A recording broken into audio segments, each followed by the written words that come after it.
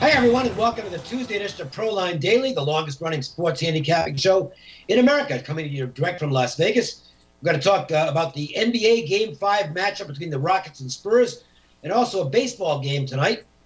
Jim, 6-1, the current NBA run, 2-0 on Sunday with the Cavs and Wizards, and then 2-0 last night with the Warriors and over. So the run continues, 109-65. That's a substantial record over a very long sample of games. Yeah, I'm really pleased, Dave, and I know you're doing it as well. So, we're really doing good for ourselves and the customers. And I have an ALL Central Game of the Month on April 29th. I had one, and it was the total, and it flew over the total, 12-4. That was a shootout, and I got a big one coming up. The Central Total of the Month wins tonight in baseball, along with an NBA TV showdown, each $25. You want to win? Get on board at jimfeist.com. That's $25 each for my AL Central Total of the Month and my NBA TV showdown. Okay, I've got two baseball games tonight. One is the Tigers-Diamondbacks game, and the other is a game where it's a big favorite, which I normally don't play very often, but I think there's some value in them tonight. And on that game, I created a -1 line, so you're actually getting two plays, a money line play and a runs line play. That way, it reduces the liability, and I like both games quite a bit. Each is $25, and they're available right now at jf.com. So check them out and get in the win column tonight in Major League Baseball. So let's talk Rockets and Spurs. And this has been a series, basically a story of whether Houston makes their three-pointers or they don't make their three-pointers. In the games that they've made their three-pointers, which were Game 1 and Game 4, they were winners. In Games 2 and 3, not so hot from the field, and they lost those games. So, the determination tonight is, are they going to be able to shoot the ball on the road successfully from outside? And if they do, Houston's got a great chance to win again and go up in this series. But if they don't, then the Spurs are probably going to win this game and take a 3-2 lead. Well, it's interesting how Popovich, which I consider to be one of the best coaches in the business and has been for a long time, it's what can he do? Can he guard the three-point line? Because this Houston team can shoot three-pointers, and they can be very prolific at times doing so. They're making a little bit of an adjustment tonight. Eric Gordon is in the starting lineup. How that will affect the game, I'm not 100% sure. He played very well in the last game. But when you look at this lineup, here's the knock on, not only did they lose their point guard in Parker, you have an old lineup here with Aldridge, Gasol, and Lee. These guys are in their 30s, and that's aging in NBA basketball terms. Now, can they get out to guard the three-point line, or do they just sit back, let them shoot the three-pointers, and hope they don't hit a high percentage, and then hurt the Rockets on the other end of the floor with their size and physicality underneath the boards, like Aldridge did 2 games ago when he got 26? So that's the question. It's really a chess game between these two teams, and it's probably at this point it is the most interesting matchup, because all these games, I mean, it's crazy in the NBA, all the games are blowouts. I mean, you got to pick the right side, of course, but when they win, they just win by 20. It's like candy. When you're on the right side, the games aren't even close. So it's a chess match here tonight. They're going back to San Antonio after getting blown out. I don't think the zigzag really matters too much when you get down this deep in a playoff series. It never has in the past. It usually only works in the first 2 or 3 games. But this is going to be an interesting matchup between two very different teams, the physicality of the Spurs and whether they can make that work for them or not. Yeah, I'm not playing the game because I really don't know what's going to happen. But I would say this. If you like the Spurs, I would probably play Spurs in under. And if you like the Rockets, I would take Rockets in over because I think the pace is going to determine the winner in this game. The Spurs need to slow them down and make them miss shots. And the Rockets want to play as fast as they can. So I would say if you're gonna take a shot in this game, better to play both the side and total than just the side. Well, the interesting thing about this is the Spurs are a much deeper team. There's another way to look at this. The Spurs are a deeper team than the Rockets. Rockets are really running 7 players.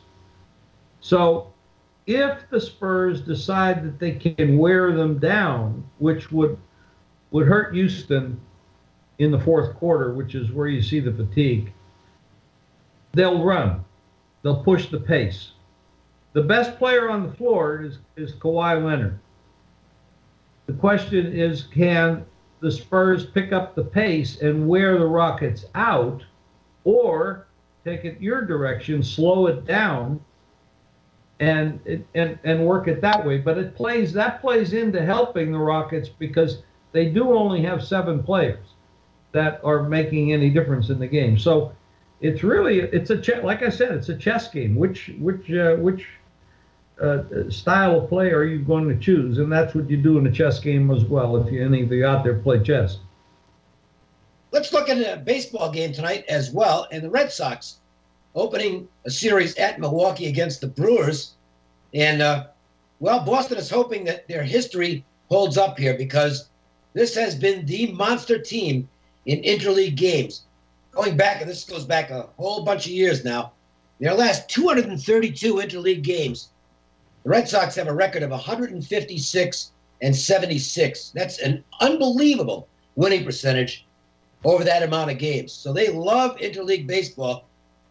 Part of the reason for that has been their dynamic offense over the years. They just get in there against these teams and kill them with their offense. Well, Red Sox offense this year has been a little bit spotty, but they are picking it up a little bit, and they might have some momentum going in here after what took place over the weekend with that 10-run ninth inning. That was something that was a needed shot in the arm for the Red Sox offense. The pitching matchup tonight is Drew Pomeranz, who's been in good form for Boston, and he will take on Willie Peralta, veteran right-hander for the Brewers, who has a 4-2 record, but, well, we'll call it a little bit misleading as his peripheral numbers are actually not good at all. I think the Red Sox should win this game. The problem, Jim, and this is why it's not on my card, is the price. You know, you have to factor that in and not take bad value even when you like a game. And this is a good example. I think the right price in this game, based on the modeling I do, is about 120. But the odds on the game actually are 135. So even though I think the Red Sox are going to win this baseball game, laying 135 on a game where the right price is 120 is a bad move. Now, that also doesn't mean that I'm automatically going to take what I think is a little value with Milwaukee, because I still have the Red Sox winning the game, and I'm only going to take the underdog in a situation like that if I actually have them winning the game, or there's so much value that I can't pass it up. So this will be a no play for me. I would say the Red Sox are the right side, but I don't think the price is right. Well, that's good thinking when you're playing baseball. Baseball is, it's a long season, 162 games by each team. There's a lot of spots that you can take small positions on. You shouldn't really get carried out with big positions because it's not that kind of sport. And when you get a matchup that looks like it's really easy, it's usually a big price game, and you don't want to lay those kind of numbers. When you look at Pomeranz, he's been pretty consistent. He's getting mostly 5 and 6 innings. He's only once given up more than 2 earned runs in that period of time.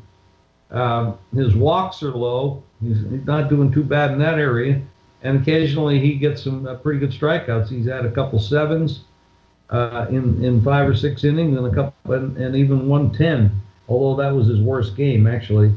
Uh, in this spot, the funny thing is the price is really out of line when you look at these two teams. They both basically have the same record. Yeah. Peralta doesn't look as good in form. His last game wasn't too bad. 5 hits, 2 walks, 7 strikeouts in 5 in the third. Lost the game 2-1. That was at St. Louis. Not a bad game. The price, you're right, Dave. It should only be 120. So you are taking much the worst of it here if you take Boston. On a value play situation, you want to be on Baltimore, but you have to. It might come down to the bullpens. And it will come down to the bullpens because neither one of these pitchers are likely to get out of the 5th inning. It's 2017 baseball. It always comes down to the bullpens. That's right. This isn't going back to the Nolan Ryan days when the starter actually finished the game occasionally. Well, that's such a big part of the handicap now in baseball is you really, if you're just, and I don't, this is not my style because I'm incorporating all the variables. But if you're just handicapping starting pitching, you really should be playing first 5s, and that's it. If you're not, and for a lot of people who don't have time to mull this over or don't have they don't have a format where they're focused on everything. If you're just handicapping on starting pitching, then to me your strategy should be first 5 plays and leave the bullpen out of it. Well, that is true. If you're gonna do a whole game, you really need to know how the condition of your bullpens, who pitched last night, who might be worn out, who might be available today. Because a lot of times you have really good bullpen people, but they got worked out over in the last couple of days, and they're not going to use them. So that's definitely 100% right there, Dave. So I don't have any plays on either of these games, so I'm going to give out a free play, but this is a contingency free play. It's on tonight's Angels-Oakland game, and Alex Meyer starting for the Angels, and he'll be opposed by Jim Cotton, young right-hander for Oakland, who's got a great changeup. That's his best pitch. The key here is who's playing for the Angels. Now, right now, we don't know if Mike Trout's going to be in the lineup or not tonight. He's missed 4 of the last 5 games and wasn't even used as a pinch hitter last night. And there was one spot where it's like, wow, this is a spot that screams for Mike Trout. So the fact that Scioscia wouldn't even put him in as a pinch hitter last night, that tells me he's not 100% yet. So I don't know if he's going to play or not. Andrelton Simmons, I'm speculating, will not play tonight for the Angels. I could be dead wrong on that, and that's why I'm going to wait for the lineups. But he got hit in the hand by a pitch last night. X-rays were negative, but there was some swelling. And given that he had that left thumb problem where he needed surgery last year, I think the Angels might be, they might exercise some caution here and keep Simmons out until they know everything's fine. They don't want, you don't want to lose him long term. It's not for his offense, but he's the best shortstop I've ever seen play defensively, and you don't want to lose that. So other than that, I kind of like Oakland in this game. And if those guys are not playing, I'm going to end up betting this game. I think Cotton rates an edge over Alex Meyer, who's a big, tall guy, and he has, typical of pitchers of that size, he has mechanical issues. He has a lot of problems repeating his delivery, and it can get very wild. And the Angels, quite frankly, their lineup right now is not very good. So you wonder about what they're going to do against Cotton. Also, factor into this, the Angels bullpen, which is very short-handed right now. Bedrosian's hurt. They've got a couple other guys that are dinged up right now. And Oakland, after not having a single walk-off winner in the first 30 or so games, 3 straight games where they've had walk-off wins in the bottom of the 9th.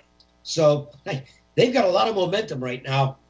I would look at the A's here, but again, my recommendation is to wait and see what the lineup info is for the Angels. I mean, if Trout's in the lineup, that changes everything. Dave, do you have a problem at all with the price on the game? Because you're looking at 135. No, not if Trout and Simmons are not playing. I think the A's are more like 150, to be honest with you. I mean, they've got a lot of momentum right now. I don't like the pitcher for the Angels. I think he'll be gone by 5 innings, and that brings a shaky and somewhat used up bullpen into play. I think the advantage would definitely be with Oakland. So, again, I'm going to wait for the lineups though.